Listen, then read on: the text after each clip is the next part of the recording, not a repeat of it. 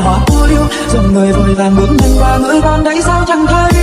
Một ngày nhằm bình tĩnh cho ta, mọi niềm còn lại với hôm qua, dù buồn cũng phải cố cho qua đâu còn chỉ khi người xa.